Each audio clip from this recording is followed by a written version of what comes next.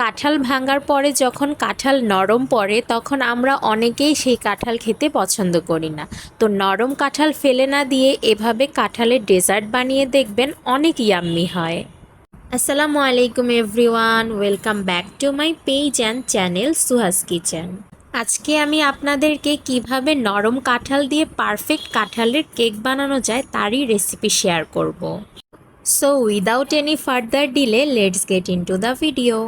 আজকে সকালে ঘুম থেকে উঠে দেখেই বাবা বড় একটি কাঁঠাল নিয়ে এসেছে। কাঁঠালটি অনেক ইয়াম্মি ছিল, দেখতেই পাচ্ছেন কাঁঠালের কোষগুলো দেখতে কতটা ইয়াম্মি লাগছে।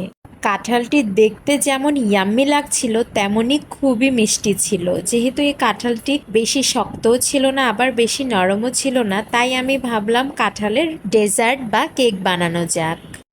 তো এখানে আমি একটি নারিকেলকে ভেঙে পানি বের করে নিলাম। নারিকেল পানি কিন্তু শরীরের জন্য খুবই উপকারী। এখানে আমি নারিকেলের সবগুলো পানি রেখে দিয়ে নারিকেলকে 2 টুকরা করে কেটে নিলাম। তো কাঁঠাল ভেঙে অর্ধেকটা পরিমাণে কাঁঠালের কোষগুলো এভাবে ছাড়িয়ে নিয়েছি। এখন প্রত্যেকটা কোষ থেকে এভাবে কাঁঠালের বীজগুলোর এক সাইডে রেখে দেব। এই কাঁঠালের বীজগুলো দিয়ে পরে কাঁঠালের বীজের ভর্তা বানাবো। তো এভাবে একটি একটি করে আমি কাঁঠালের কোষগুলো থেকে কাঁঠালের বীজগুলো আলাদা করে ফেলছি।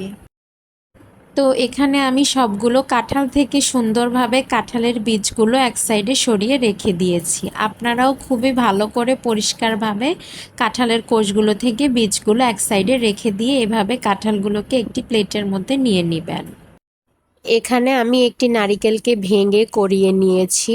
তবে কোরানোর সময় অবশ্যই খেয়াল রাখতে হবে নারিকেলের কালো কালো ময়লা যাতে কোরানো নারিকেলের মধ্যে না থাকে, তাহলে কিন্তু কাঁঠালের এই ডেজার্ট খেতে ভালো লাগবে না। এখন আমি কোরানো নারিকেল এবং আগে থেকে কাঁঠালের কোষগুলো থেকে বীজ ছাড়িয়ে রাখা কোষগুলো একসাথে নিয়ে একটি ব্লেন্ডার জগের মধ্যে নিয়ে নেব। এখন এগুলোকে কিছুক্ষণ ধরে ভালোভাবে মিহি করে ব্লেন্ড করে নেব। এগুলো ব্লেন্ড করার সময় কিন্তু কোনো প্রকার পানি অ্যাড করা যাবে না। দেখতেই পাচ্ছেন খুবই স্মুথ এবং ঘন এক প্রকার কাঁঠালের ব্যাটার তৈরি হয়ে গিয়েছে। কাঁঠালের ব্যাটারগুলো কেমন ঘন হয়েছে তা আমি আপনাদের ভিডিওতে দেখিয়ে দিয়েছি। আশা করি আপনারাও ঠিক একইভাবে ব্লেন্ড করে নেবেন। এখন আমি এই ব্যাটারগুলোর মধ্যে 1 কাপের 3 ভাগের 1 ভাগ পরিমাণ ময়দা দিয়ে দেব। এখানে আমি ব্যাটারগুলোকে 2 ভাগ করে 2টি আলাদা আলাদা বাটির মধ্যে নিয়ে নিয়েছি, যাতে ময়দা বা চালের গুঁড়ি দেওয়ার সময় এগুলো মিক্স করার পরে যাতে পড়ে না যায়। এরপর এর মধ্যে 2 কাপ পরিমাণে চাউলের গুঁড়ি দিয়ে দেব।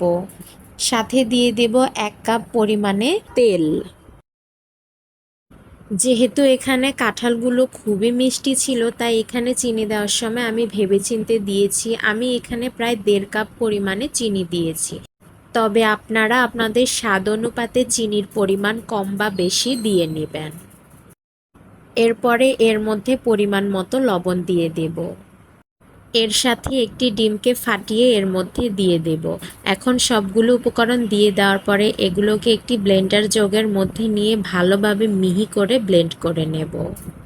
দেখতেই পাচ্ছেন সবগুলো উপকরণকে ব্লেন্ডার করে নেওয়ার পরে খুবই স্মুথ ঘন ব্যাটার তৈরি হয়ে গিয়েছে।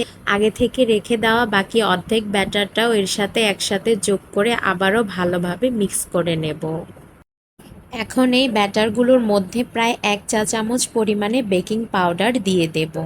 এখন বেকিং পাউডার দিয়ে দেওয়ার পরে সবগুলো উপকরণকে খুবই ভালোভাবে মিক্স করে আবার স্মুথ ব্যাটার তৈরি করে নেব। এখন একটি গোল বাটির মধ্যে সামান্য পরিমাণ তেল নিয়ে বাটির চারপাশে লাগিয়ে একটি কাগজকে গোল করে কেটে এভাবে বাটির উপরে দিয়ে দেব। এরপরে কাগজের উপরেও সামান্য পরিমাণে তেল নিয়ে এভাবে চারপাশে ছড়িয়ে দেব। এখন ব্যাটারগুলো থেকে প্রায় অর্ধেকটা পরিমাণে ব্যাটার এভাবে বাটির উপরে ঢেলে নেব।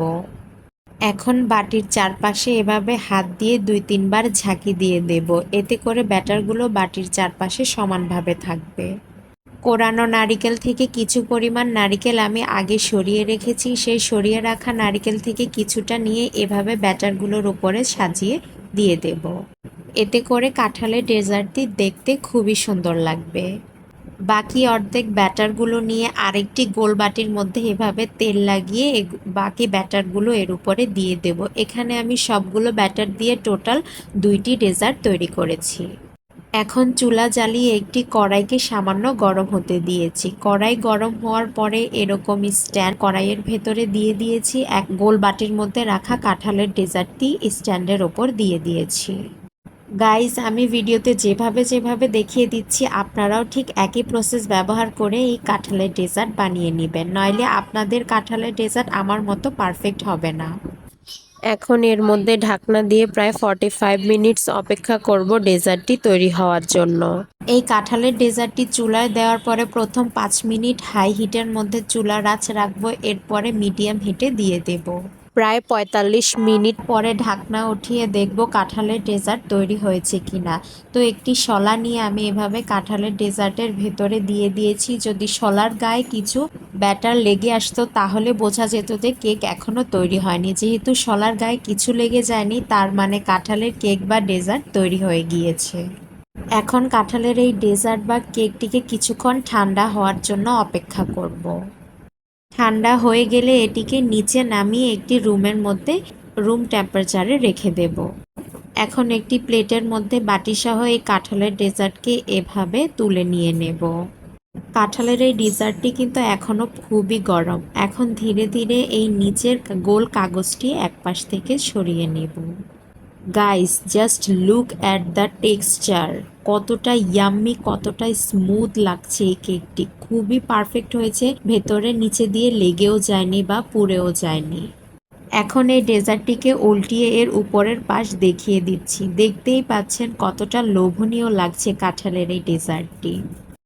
ব্যাস, তৈরি হয়ে গেল খুবই সহজে খুবই ইউনিক একটি রেসিপি, কাঁঠালের ডেজার্ট বা কাঁঠালের কেক।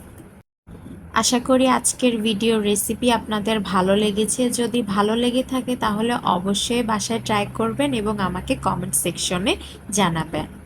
আর অবশ্যই সুহাস কিচেন থেকে নতুন নতুন ভিডিওর আপডেট পেতে হলে অবশ্যই আমাদের ফেসবুক থেকে লাইক শেয়ার ফলো করে দেবেন এবং আমাদের ইউটিউব চ্যানেল থেকে লাইক শেয়ার সাবস্ক্রাইব করে আমাদের চ্যানেল এবং পেজের পাশে থাকবেন। আল্লাহ হাফেজ অ্যান্ড থ্যাঙ্কস ফর ওয়াচিং।